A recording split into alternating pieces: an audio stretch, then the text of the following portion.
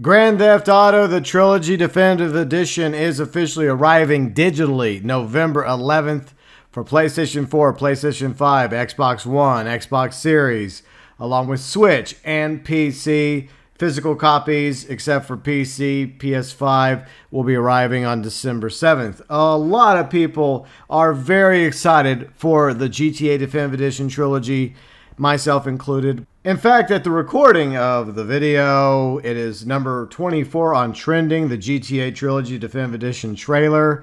It has 6.5 million views, 464,000 likes, 31,000 dislikes. Overall, way better than the Milked Edition trailer in every which way. So, a lot of people in the GTA community are very excited about Grand Theft Auto the Trilogy Definitive Edition. However, there are those within the community that have concerns.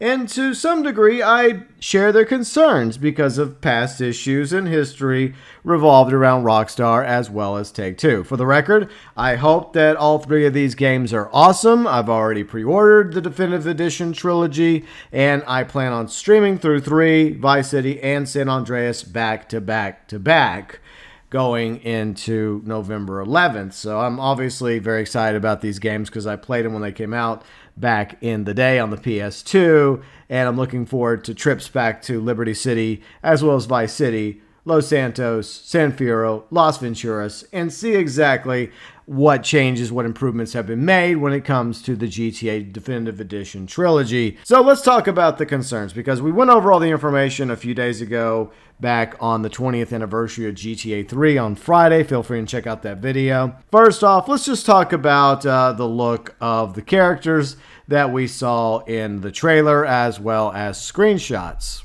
So let's start with the protagonists themselves, Claude, Tommy, CJ. For the most part, people like the way CJ looks. Claude's okay except for his interesting hairstyle. But of the three protagonists, I think the one that everyone is having the most issue with has to be with the look of Tommy Vercetti for GTA Vice City. Definitely looks a little different than the original version of Tommy Vercetti. Not like completely different, but I can see why some people would like to see a redesign of Tommy Vercetti for the Definitive Edition of Vice City. For the record, I don't think that that's going to happen, unfortunately. We're only less than 20 days away from November 11th, so I don't think there's enough time for redesigns to be done of any of these characters, whether it's Claude, CJ, or especially Tommy Vercetti's look. A few characters that some people were cringing at. One is Misty, which is obviously Joey Leone's love interest from GTA 3. Yeah, they could have done a little bit better job with her look right here. Maybe she'll look better in other cutscenes whenever we finally get to see Misty, whenever GTA 3 Definitive Edition comes out along with the other two games. But right here, yeah, not looking so good. Another look that some people have been laughing about is the way that Avery Carrington looks in the trailer as well. I wish they would have done a little bit better job with some of these facial animations for various characters, such as Misty, Avery Carrington, Tommy Vercetti, obviously. And once again, I completely understand those concerns regarding the look of certain characters that were featured, the protagonists as well as supporting characters in the Definitive Editions of 3, Vice City, as well as San Andreas. Unfortunately, I don't really think there's any time at all for those character redesigns to occur to make them a little bit better looking than they are in the trailer. At the end of the day, the look of these characters isn't going to turn me off from playing the Definitive Edition of Vice City, San Andreas, as well as GTA 3. That's what I'm going to start with, by the way. At the same time, I do wish that they would have done a little bit better job with some of the facial features of these characters, especially when it comes to the protagonist and the main supporting characters.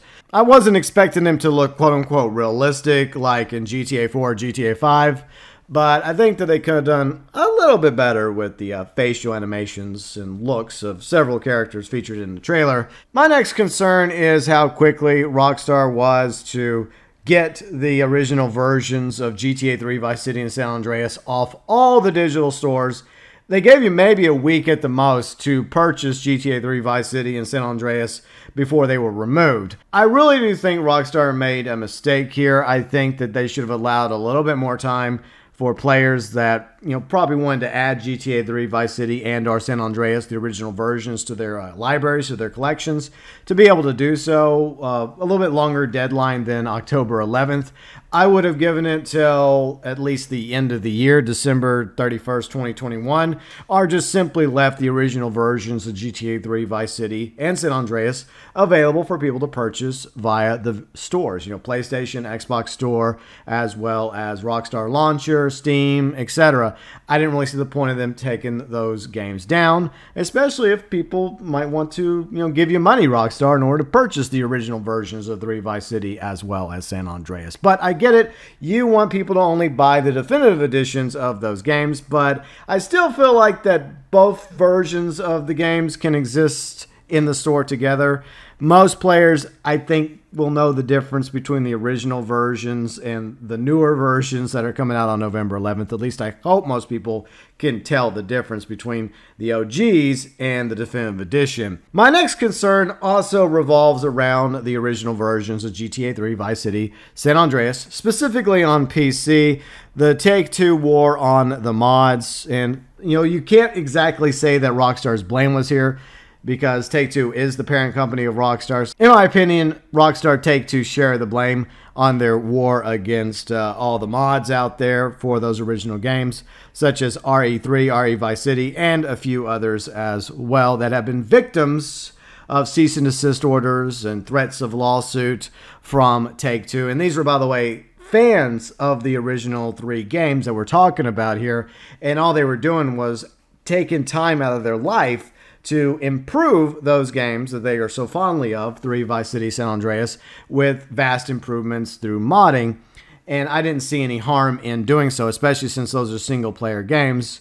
And there's a lot of PC games out there, such as the Elder Scrolls games, etc., that thrives to this day because of PC modding, of improvements, of additional content and DLCs made by the modding communities of these various games, including the GTA franchise. As I mentioned about a month ago, I felt like this was a bad PR move by Take-Two, going after RE3, REVC, as well as all the other mods that they've gone after when it comes to these GTAs, GTA 4, GTA 5, GTA 5M, for example. As long as it's not tied to the online versions of games, I think that the story mode single-player versions should be fair game, in my humble opinion, but it was a bad PR move by Rockstar and Take-Two. As most of us are aware of now, Rockstar and Take-Two are rolling out the definitive edition of the GTA Trilogy, so they don't want any quote-unquote comparisons or competition, I suppose.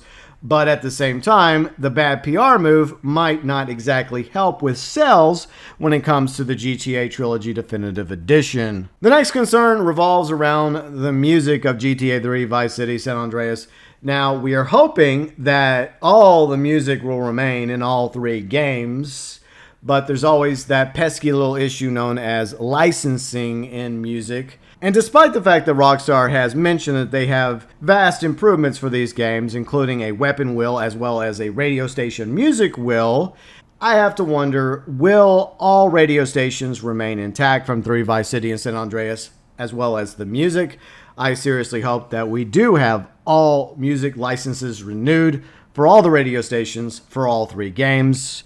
Rockstar Take-Two, as most of you are aware of, are a multi-billion-dollar corporation, and it's not too much for us to ask, since we're going to be dropping $60 US for this definitive edition trilogy, for them to renew the licenses for all of those songs for all 3 games. That segues us into the final concern a lot of players have, is the price tag itself for the GTA Definitive Edition Trilogy, which is $60 US. The good news is that's across the board. They're not trying to charge an extra $10 for the PS5, Xbox Series X version, so I appreciate that. But at the same time, there's plenty out there that feel like $60 is asking a little too much for the GTA Trilogy Definitive Edition. I want to state for the record that at the moment, I'm not against the price tag being $60.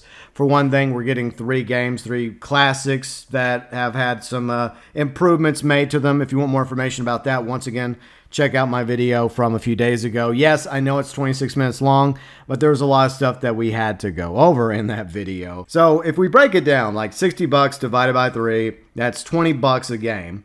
And that's not really a bad deal, especially with all the stuff that we saw in the trailer, all the information that we went over. I hope that at the end of the day, it is worth $60 US for the GTA Trilogy Definitive Edition, but we'll only find that out whenever it officially drops on November 11th, and we start playing through GTA 3, Vice City, San Andreas Definitive Editions, and all the other content creators and YouTubers out there that make awesome review videos give their 2 cents regarding whether or not they think GTA 3, Vice City, San Andreas Definitive Editions are actually worth $60 US or not. So we will find out that one way or the other whenever the games drop digitally on November 11th. And a bonus concern that I'm going to include revolves around unnecessary changes, censorship to GTA 3, Vice City, or San Andreas. It's definitely a concern a lot of us original Grand Theft Auto 3 Vice City San Andreas fans have, and hopefully we won't see any changes or censorship in the Definitive Edition versions of these 3 games. But once again, we'll just have to wait and see till the games come out on November 11th as to whether or not they remain mostly intact, story-wise, character-wise, etc. Or will there be some changes and censorships made to these games? It's quite possible, but hopefully not. So there you go, 6 concerns myself and many others in the GTA community have when it comes to the GTA Trilogy Definitive Edition, which once again drops around November 11th digitally. Then you'll get some physical copies, except for PC and PS5 for some reason, on December 7th. But for the most part, I'm very optimistic about these 3 games.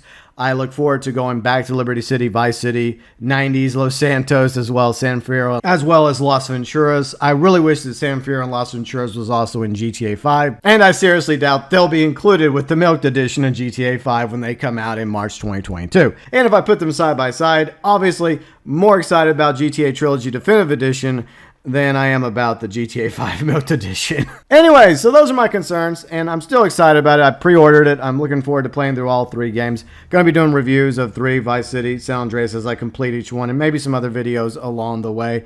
But now I want to know your honest opinion from what we know so far from the information, the trailers, as well as everything that's happened leading up to the official announcement and the trailer and the pre-order info revolved around these games. Your thoughts, your views, your opinions, your hopes, your fears, as well as your issues and concerns. As always, welcome below in the comments section.